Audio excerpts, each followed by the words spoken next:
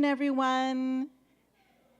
Thank you so much for joining us here today for our session entitled From Compelling Theory to Practical Application, Using the Youth Development Framework to Develop Career-Ready Staff. I'll start with introducing myself. My name is Hong. I work for the Early Academic Outreach Program as a Regional Assistant Director. Hi, my name is Evelyn Gonzalez. I'm a recent graduate from Davis, and I participated with the Early Academic Outreach Program as a high school student. And then when I came to Davis, I worked with them all of my undergraduate career as well, so I worked with them for 5 years. Rogelio Villagrana with the Early Academic Outreach Program as well, one of the Regional Assistant Directors in Yolo County Schools.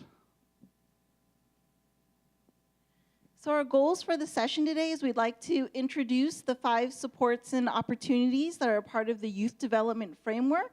We'd like you to have at least 2 ideas about how to create safety in your workplace, but also, and I would say most importantly, the reason that we're here is for us as student affairs professionals to embrace our role as the third teacher. And I came upon that idea as I was thinking about how, parents or your guardian are your first teacher, and then your teacher in your school is your second experience. But as student affairs staff, we help bridge the gap between what it means to be a student and to be a professional out in the, quote, real and scary world. So for today, we're going to talk about what is EAOP, who are we, and what is it that we do. We're going to do an icebreaker. Evelyn is going to talk a little bit about her own personal perspective and experience, and then we're going to go over the youth development supports and opportunities. In your folder today on the left-hand side is some EAOP information about the statewide program, but also specifically the program that's housed here at Davis. And on the right-hand side are the handouts related to the supports and opportunities that we'll be talking about.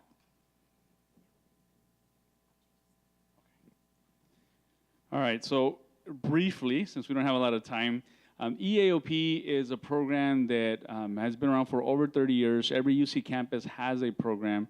I know some of you have heard of EAOP.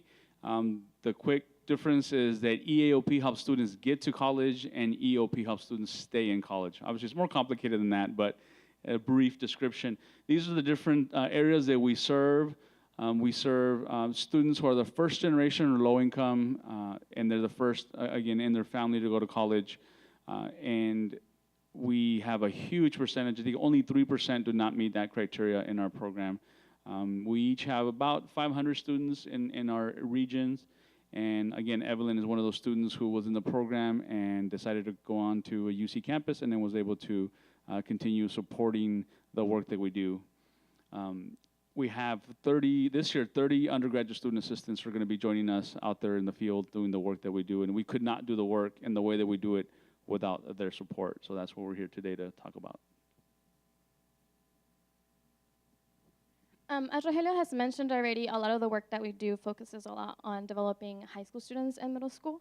But also they do a lot of great work with us as undergraduate students. As a high school student, I really didn't get to see my counselor, so the 5 times that we get to meet with our high school students are very crucial and very important throughout the 4 years that they are in high school. We know that our high schools are very under-resourced, so really the work that we do brings a lot of information that they may not have access to just because they don't know it exists. So by us coming to the schools and sitting with them and talking about what are A through G requirements, what are the SATs, what do you need to do to get to a higher education, and also doing academic advising, where we sit with them one-on-one, review their transcripts, see exactly what career path they want to pursue, and what may be their options after graduating. At the same time, us as undergraduate students, we get a lot of training, we get a lot of support.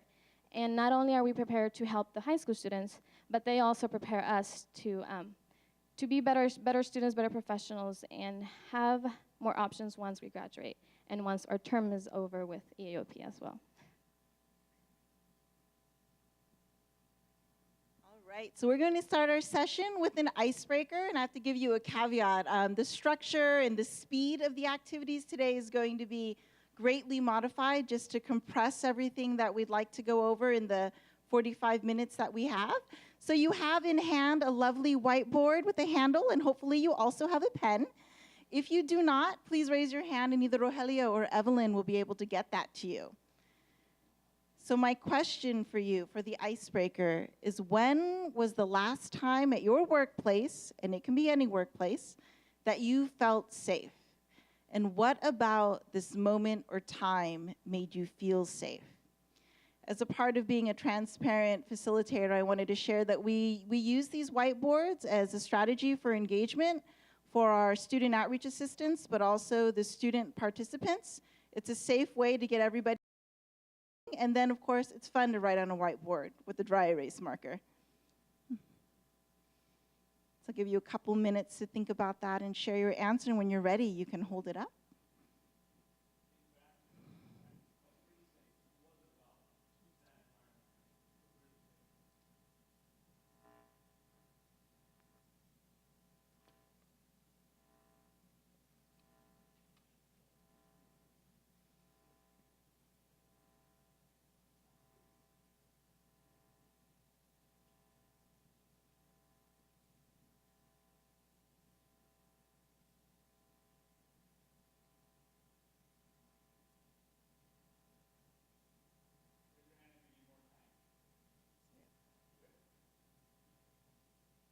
So everyone's got something. I'd like to have 3 people share what they wrote and maybe to talk about that a little bit. The young lady in the back?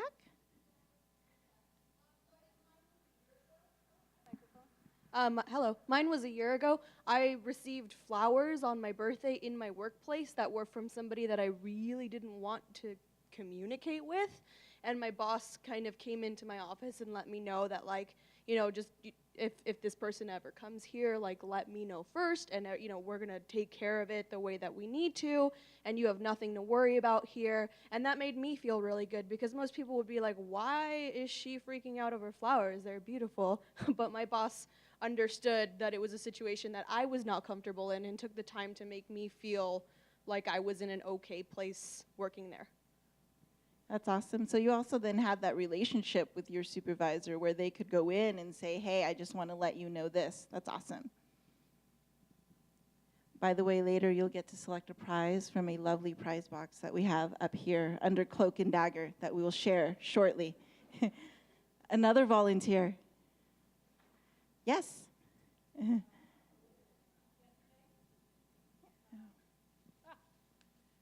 could project on my own, but maybe that's better. Yesterday, I had my annual evaluation with my boss, which is always, you know, woo. And, but I've worked with her for 10 years, and I just left there feeling included and appreciated, and that was basically it, feeling really good about the work that we've been doing together. And incidentally, that person is our Vice Chancellor. Excellent, even better. Hopefully she's in the room and can hear that. No, I wouldn't have said that if she were in the room. And one more volunteer, please.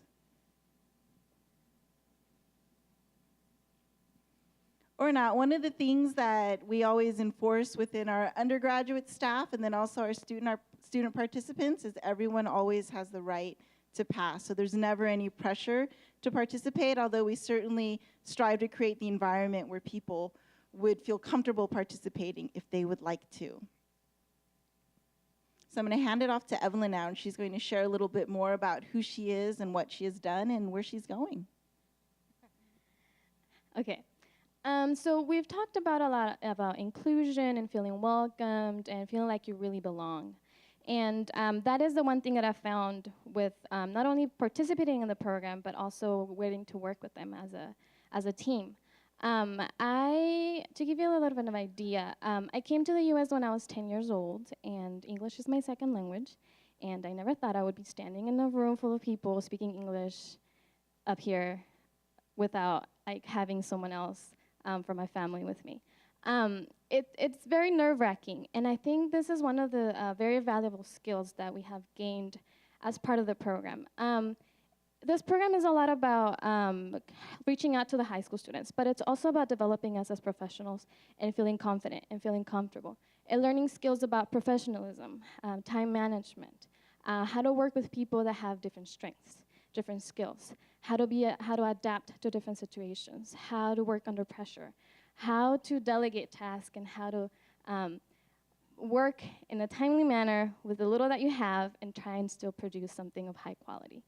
And those are all skills I have gathered throughout the last 5 years that I've worked, not only with Hong and Rogelio, but the rest of the team, and also getting to work with our fellow undergraduate students. And also, it's all about having a safe space. As we've said before, it's all about feeling included. And I think that sometimes as undergraduate students, we might not find that safe space on campus. We might feel like we just have to go to class and then work and then go to the library and study.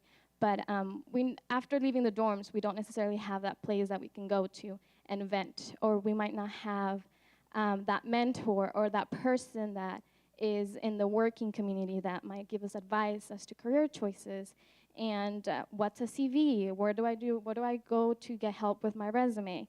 And those are some of the things that this program has provided for us and helped us gain throughout the work that we do. As I mentioned before, we worked a lot in doing workshops with high school students and doing individual advising. And it's not like they just give us this assignment, here's the handouts, go do it. We go through very intense training at the beginning, 3-day training before the fall quarter starts, 3 full days of valuable information that we absorb as much as we can, but then we review throughout the school year. We also have Saturday professional development trainings, where, as I said, we review the curriculum, but we also get different workshops that pertain to our own needs. For example, how do I apply to graduate school? How do you have an actual cover letter, a resume? So they're really and trying to get the best that they can for us, and so that we are successful as well. And some of the things that we will be talking about, such as safety and relationship building, are the things that I've learned with the program, but that I've also brought into the things that I do outside of the university. I am part of, or I was part, not that I graduated, of the Knights Landing student clinic, and is one of the 8 student-run clinics that we have as part of the UC Davis campus, along with the medical school.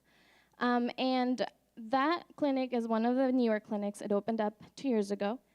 So I was part of the founding members, and there was about 13 of us, and we didn't really have that infrastructure.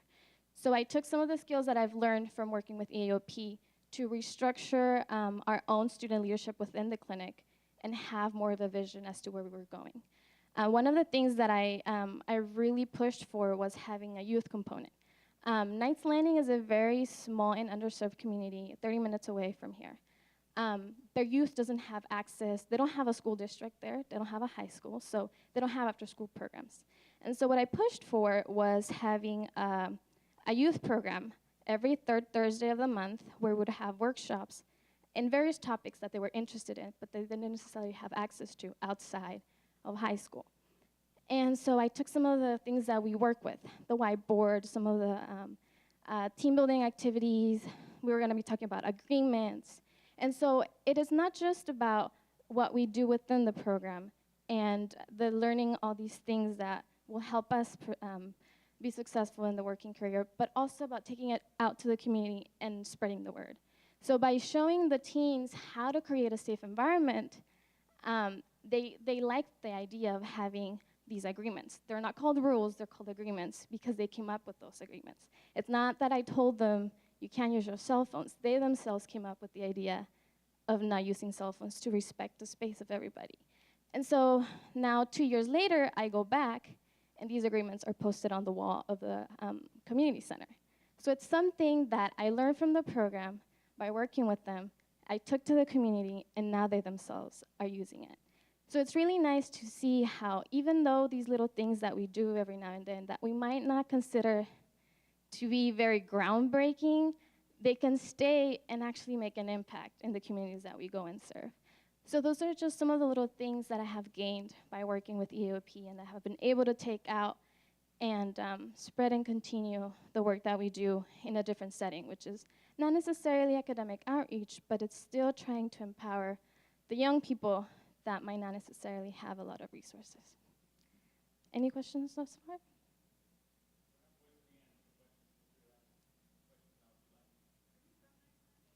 No, actually. When I moved here, my parents decided to live in Woodland, which is 15 minutes away from Knights Landing, so I'm like in the middle between here and there.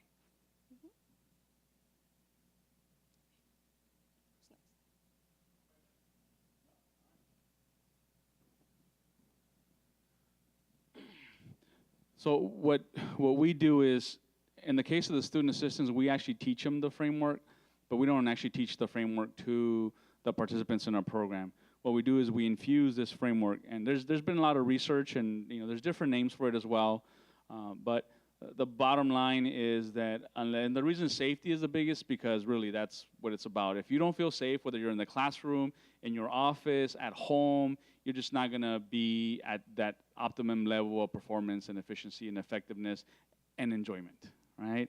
If you're afraid that if you're going to speak up in the meeting, you're not going to, and someone's going to criticize you over it, you're not going to speak up, right? Or if you're afraid that you're at some program and you do something, someone's going to come and punch you, again, you're not going to feel like even going to that space. So again, we create that space by making the agreements, which Han's going to model a little bit, by talking about the relationships that we develop with some of the activities. But again, the bottom line is the safety. So again, today, unfortunately, we only have time to talk to you about the two bottom ones. Wish we had time. The training that I went to was actually a 4-day training. And so it took 4 days to really, and I've attended like, I want to say at least maybe 8 versions of this training for this framework, because I truly believe it actually shouldn't be called youth development framework, it should be called human development framework. Because if you have a new employee that comes in and you just send them out to do the job without training them and helping them feel uncomfortable, they're not going to be very happy, right? And probably not as successful as if first you model, you let them observe, and then you co-facilitate, right? And then finally say, are you comfortable? And then, okay, I'm comfortable with you being comfortable, right? And I tell them that once you're comfortable and once I'm comfortable, then you can go on your own. But we both have to be comfortable so that the students get the quality. The students that we're serving, getting quality services provided to them. I tell them when I hire the students, it's like I ask myself, are they good enough for my kids at home? The answer is yes. Then they're good enough for the students that I serve. If they're not good enough for my kids at home, then you know what? Then we need to find some other stronger people, more passionate. But they bring passion. They bring things that we don't even have sometimes. But because we provide this framework, they have the space to be able to showcase and contribute. Evelyn's developed materials for us. She's developed workshops for us. Other student assistants have developed programs for us. And we have done so many great things with that. But because we have this in place and we follow it as much as we can, we're very intentional and deliberate about it. We're constantly revisiting. Even in our staff meetings, we have our agreements at the bottom of every single agenda. The agreements are there at the bottom. And every now and then we read them again just to make sure that they're at the forefront. So again, safety's first, relationship building. And Evelyn, can you hold up the red parachute behind you back there? This is just one of the activities that we do with students. I remember from kindergarten, right? When we used to have the parachute and you put an object in the middle. So you have 2 teams and they're competing with each other. Thank you, Evelyn. That's just want to show them real quick. So again, safety, relationship building, youth participation. So Evelyn's an example of when students go through the elements of the program, they can come back and they start now providing a service for other students. And it's all about youth, choice, and voice, right? They have a choice and they have a voice in how we do things. And again, that takes it to the next level. Community involvement, again, what Evelyn is doing in Knights Landing, it doesn't get better than that. I mean, it's beyond community involvement. It's a program that's benefiting the health of the community and the well-being of the community. Again, I couldn't think of a better example than that. And again, the skill building, when they go through this process, they're learning those skills or refining the skills that they have already, sharpening the skills so they could be even more effective and even have more of a ripple effect. Because that's what I tell the students, it's like throwing a stone in the pond and the ripples go. That's what you're doing. When we work with you, that's our goal. And I tell them, they're thankful and they're appreciative. Okay, thank me by passing this on. Thank me by doing something else and for someone else that you see needs help in the future. That's how you can thank me. I want to see it someday. I want to hear someone talking about you and what you did for the community, and that'll be more than enough thanks for me. So again, briefly, that's the framework. There's a lot of information out there on the internet about this that you can look for. And again, the handouts you have some really good examples on how you can create safety, how you can establish relationships, and so on and so on. There's 1 page per one of these supports and opportunities. And again, any program, Galt Unified School District uses this framework. The city of Sacramento, the after-school program uses this framework. Pioneer High School in Woodland, the entire staff has been trained in this framework, and they've done a lot of great things with this approach. So, any questions about the framework? Any questions? These are going to be the most quiet participant. Yes. 4-day training. Oh, for them it's a 3-day training, yes. And then we teach them everything as well about the program. We actually spend very little time on the framework because the framework itself is 4-hour training. Okay, so I just wanted to, because I like the idea of the framework, because we're going to do like an ambassadors thing where our students are going to be talking about themselves, then passing it on to other foster youth, and kind of get the idea. Like you were saying, is they're going to be the stone in the pond where they can be able to have that ripple effect. Absolutely. What program is it? Guardian Scholars. Okay. Yes. And so this you're saying is not as much of the training as you. This is a training that you would have your students go through, okay, so that they can put this into whatever programming they do as ambassadors. Absolutely. Okay. Yes. So because they're trainers, not participants. Right? Mm-hmm. Yes. So you would provide this training to the trainers, not the participants in your program, like the ones that are actually receiving the services they're providing. So yes, absolutely. Okay. Yeah, and I can give you the contact of the people that offer this training if you want to contact them about doing something or connecting with something they're already doing in the community. Because that's the most affordable way. When they're doing something, you just sign up versus paying them to come and train just your staff. It gets a lot more expensive that way. Okay, thank you. No problem. Other questions? Nope.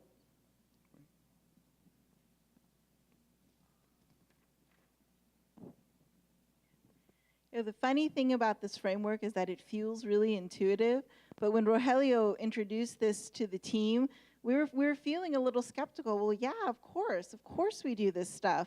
But for me, I think about it like losing weight, where you're like, well, you need to eat healthy, you need to exercise, but unless you're intentional about doing it, you're not going to see the result. So that's what this framework is like, our constant diet. We look to it to help guide us with how we work with our student assistants. So we keep talking about safety, and I wanted to give some examples of how EAOP creates safety, not only for their student staff, but as professional staff, we do this as well. We always start with agreements. Has anyone here experienced agreements in their workplace? Yeah. Okay. Yeah. Could you talk about agreements, please? Who do I have? I have Chanel and who was the second person? Yes. Yeah, so she was asking, do you mean any kind of agreement or safety? And the answer is yes. Did you want to share your experience with that?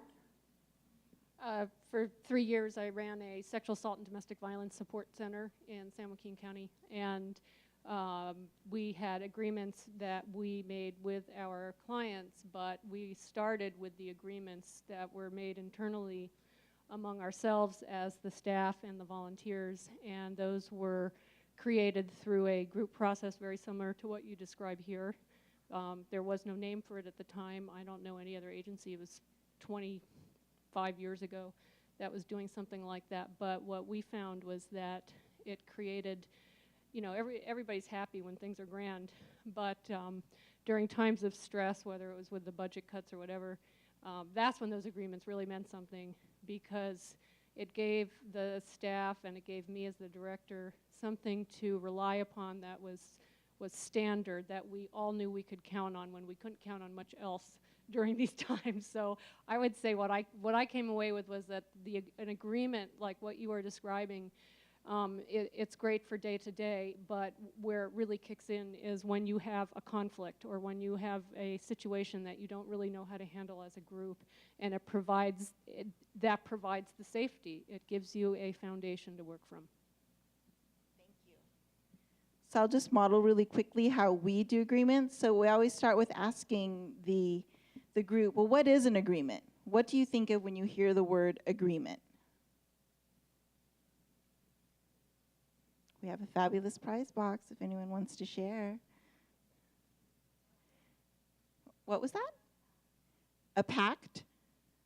So an agreement is a pact? Other thoughts? What is an agreement? A contract? Yeah. A common goal? Yes. Can you say that again? Yeah. something 2 or more people come up with together. So what agreement do we need to have in this room? Let's say we're all new staff. We're at new staff orientation for this fabulous university. What agreement do we need in place for our staff meeting so that we all feel safe to participate? What would be any, say that again? Okay, so respect. What do you mean by respect? What does that look like?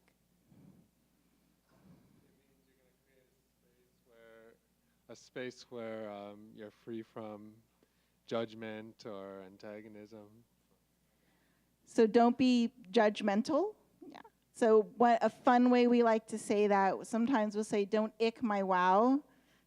What was the other one? Don't yuck my yum is another way to say that. So if I have a really fabulous idea that I think is really great, you know, please don't yuck my yum or ick my wow. And it's a safe way to create that.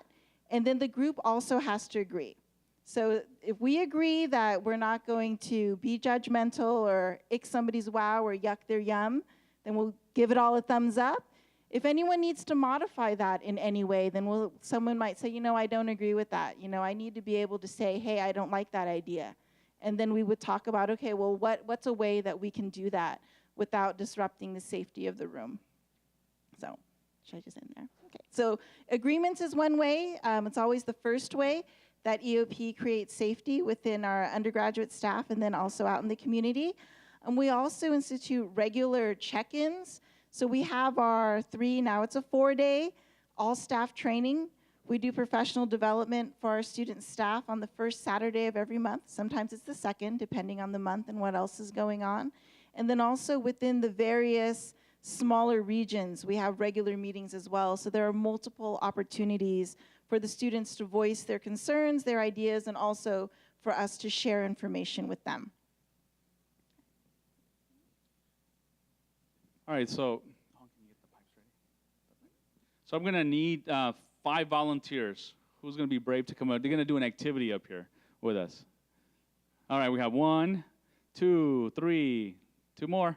Come on, 4, 1 more. All right, perfect, 5. Hong's going to give each one of you a little piece of pipe and a marble. And so the goal is to get the marble from that end of the room to this end of the room without the marble falling on the ground, okay? What's that? Sure, put the book over here. If the marble falls, so we're going to have you scoot more that way, all the way down as far as you can. If the marble falls, let me move this out of your way here so nobody trips. Yeah, it's the last thing we want, right? We're talking about safety first and all this clutter here. All right, so again, you need to make it into this bucket here. Evelyn, move back over here a little bit more. Yeah, you're good. I know, right? Usually we do it from that side of the room to this side of the room, right? Because we have a competition. So Hong has a marble there, so you have to probably get closer, right? A little bit closer. Get the pipes ready. Okay. So what I'm going to do, actually, I'm going to give you 30 seconds to come up with a plan. Go ahead. Get together in a circle and come up with a plan. We'll give them 30 seconds to make sure they can come up with a strategy on how they can get the marble from that side of the room to this side of the room. And what we do, we actually have a also process. It's called the DAD, is the acronym, where you describe the activity, then you demonstrate it. In this case, we're demonstrated to you. You do it, and then I will ask you questions. You do it, and then you modify. Because if it was too easy, then I would say, okay, one of you has to have your arm behind your back, okay? Or if someone's done it before, no, I'm not doing that right now. Yeah, like, what? No. Okay, you guys ready? All right. Your marks, get set, go.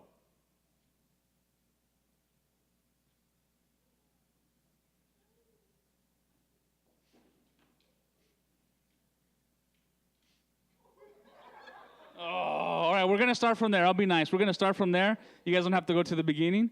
Go start from there, and you'll continue from there.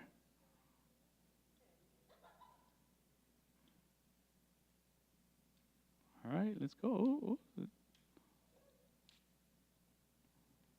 Oh, that was close. All right, let's give them a round of applause. Thank you. You can grab something from the prize box if you like on your way to your chair. Absolutely. So this is an example of one of the activities, one of the many. We probably have at least 30 activities that we do with our students. And so after we do an activity, we definitely debrief the activity to talk about what would have made it more effective. We talked about communications. We talked about how people, and usually I don't give them planning time. First, I let them go at it first and see how it turns out. And then I said, oh, wait, what some planning time would have been good? And then we talk about, okay, when you do an event, is it good to plan or just do the event, right? So we relate it a lot to the work that we do. And, there's that phrase, poor preparation produces poor performance. And we just reemphasize always with the activities, the importance of communication, the importance of getting along. And we talk, how did you feel when you came up with an idea and people didn't hear you? And like, oh, it was very frustrating, and I had a great idea, and if they only had heard me, we would have been the first team to make it to the finish line. And so we have a dialogue too about how we need to be inclusive. So again, we try to connect everything to we don't do an activity just for fun, even though they're a lot of fun. It's never just for fun. I tell them that 1% is fun. The other time is 99% of the time is fun plus some purpose or learning behind it. We also have started using the Strengths Finder assessment with our team. So when we debrief an activity, we also talk about what strengths were at play. Well, there was analytical, and there was harmony, and there was empathy, and there was strategic. So all these strengths that we had that we come to that we bring to play, and how do we complement each other as a team? Why are we more effective? How are we more effective? And then we're also always talking about how can we improve things? How can we make them better? So even the work that we do, it doesn't look like what it looked like 5 years ago.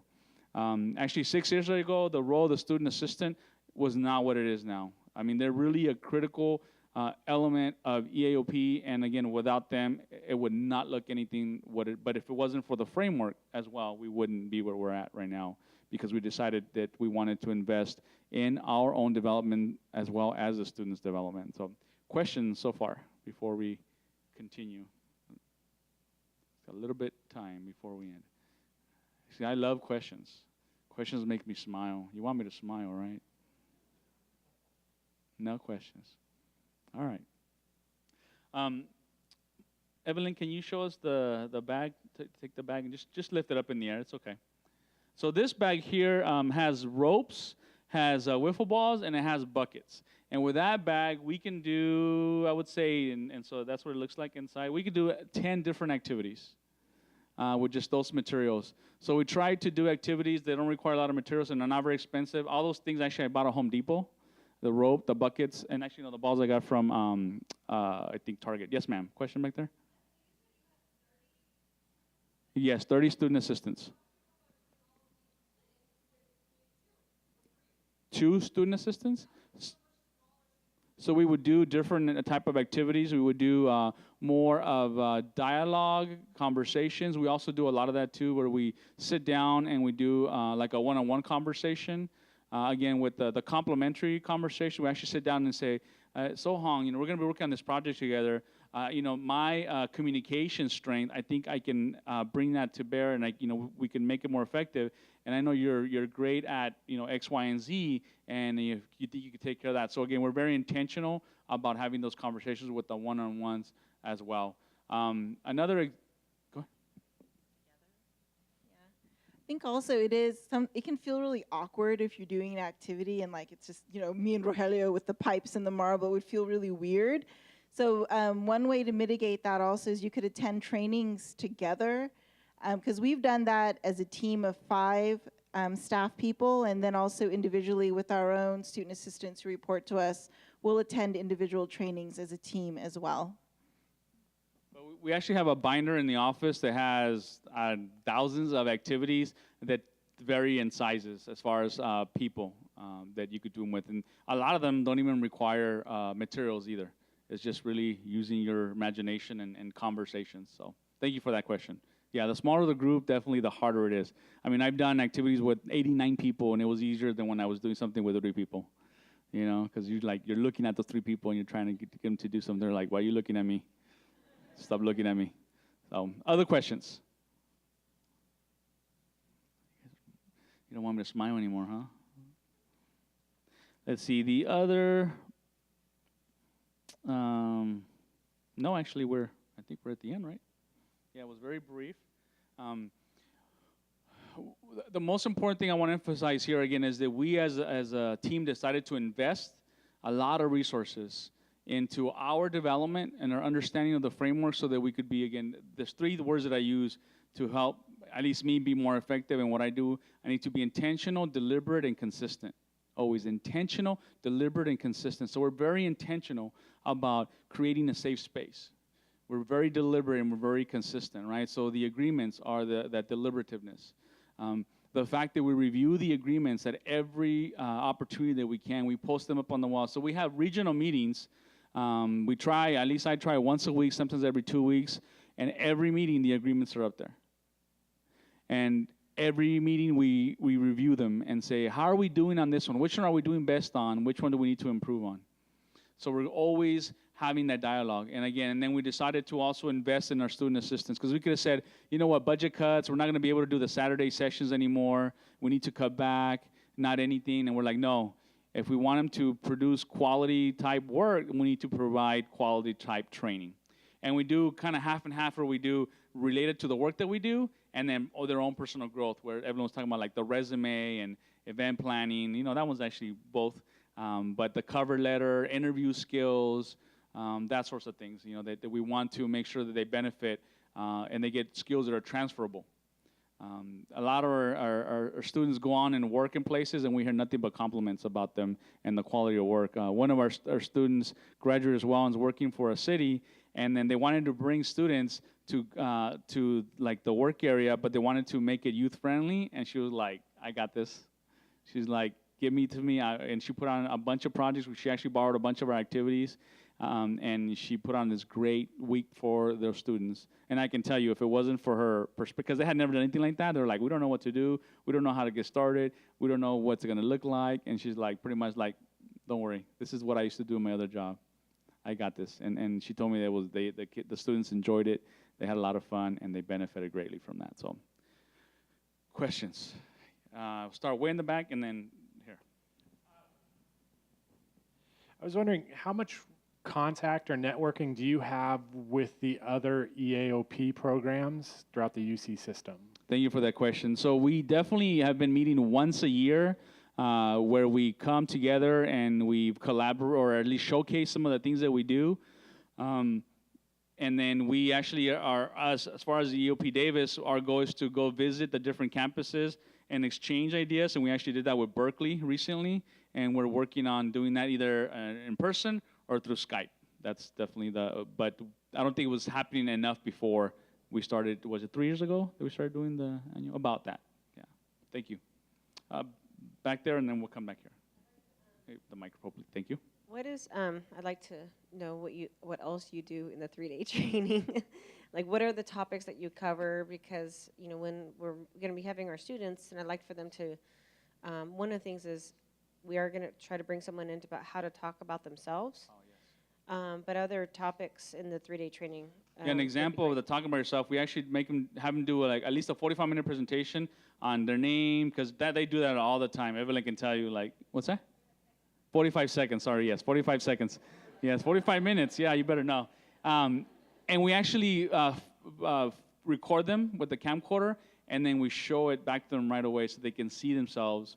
And then everyone in the room gives them feedback, and we're always like, what did they do well?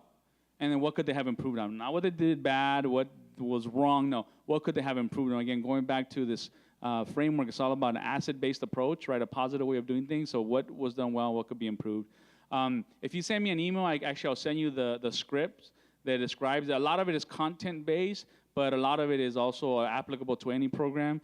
We have every student, again, take the Strengths Finder assessment, so we do a lot of activities around their strengths and their talents and abilities as well. But I give my email, and it was the beginning, but I'll send you the information here. This is being optimistic here. We have a grant out that we hope to get the next year or so, where it would put counselors into 5 school districts in the Central Valley. And I love this model.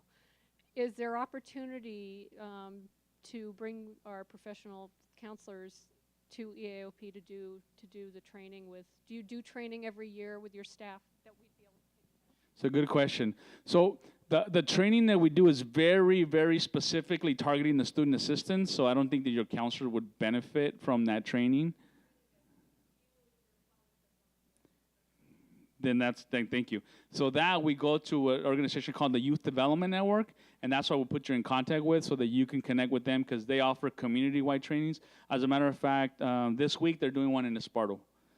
So they would be the entity, and that's who we go to when we want to enhance our approach. When we want, when I want an idea, I say, hey, Adrian, I'm doing this. Which activity do you think would be best? He's like, oh, this. He's done. I mean, when he does a keynote, he doesn't talk. He does an activity. That's his keynote. You know, he's just like, I just don't roll that way. He's like, I have to be engaging. I have to be interactive. I mean, he's like, if youth development was a martial art, he's like a 5th degree black belt. I mean, he's like the best. I mean, I've learned a lot from him. Friday Night Live is another great organization that we've learned a lot from. And they facilitate our team building or team development activities so that I can participate. And so that Han can participate. So that, because if we're facilitating, we're not participating. So we actually bring them, and they do an hour and a half to 2 hours every year for us just for that relationship building. So we're able to be part of that process. But again, I can give you their contact information. Phenomenal. They're a nonprofit in Sacramento. They do great work. They're actually, the 2 handouts are from them, and so their name are on the handouts. Oh, I think we ran out of folders, so, oh, wait, right there. Was there another question? Let me check the time real quick here. Yeah, we have 3 more minutes for questions. Again, we love questions. No question? Yes. I'm going over here. They're recording, so they need you to say it into the mic. What is your success rate with this model? So if you measure success by the comments made by the students or by what they end up doing or by the retention, very, very successful. Once a student joins EAOP, they rarely go to another job.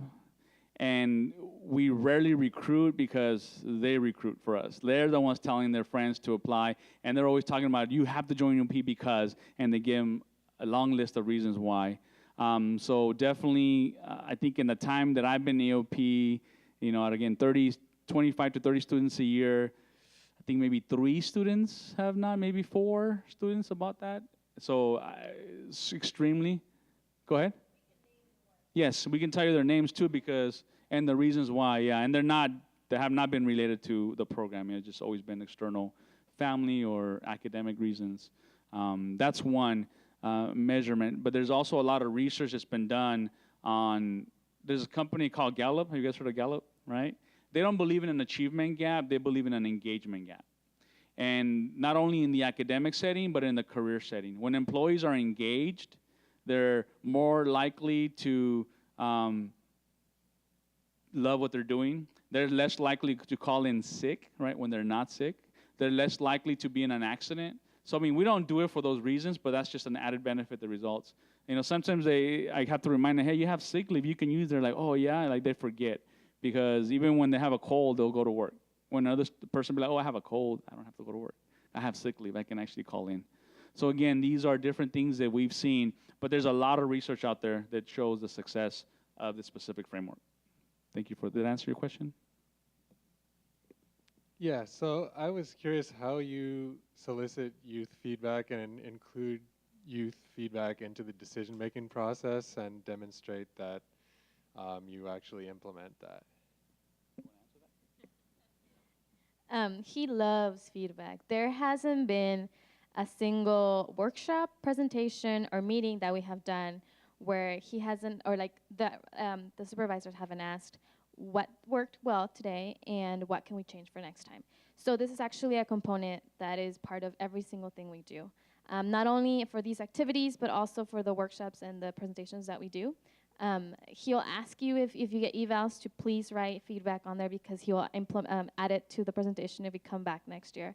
And a lot of the feedback that he gets, he actually collects those forms because when we go with our students, I take notes on everything that the students tell us that we should improve on, and we go back and reassess. So the students really started liking these activities. And at the beginning, we were only doing them once or twice a year because the time crunch was really, really small.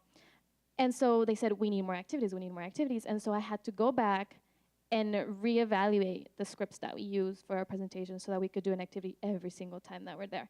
So it is an ongoing process. We not only ask for feedback in a written form, we also do like just shout out whatever you want to see, and then we take it back, we debrief about it, and we incorporate it into the things that we do. An example of, I guess, evidence that we incorporate with them when we evaluate the 3-day. The following year, when we sit down to develop the one for the next year, we look at the evaluations. We actually sit down with 2 or 3 of them as we're developing the script, and they actually help facilitate the training the first day. Because the first day is all the new students, and then the second, third, and fourth, everyone comes together. And so they're actually part of the team that does the training as well. Because we believe in their abilities and their skills and their talents. And we're like, why not benefit from that, and why not have their peers? And they have a different level of credibility than we do as well with their peers and with the students at the high school. So with that, I think we're out of time. I don't want to go into the other group's time, but again, if you have any other questions, please feel free to contact us.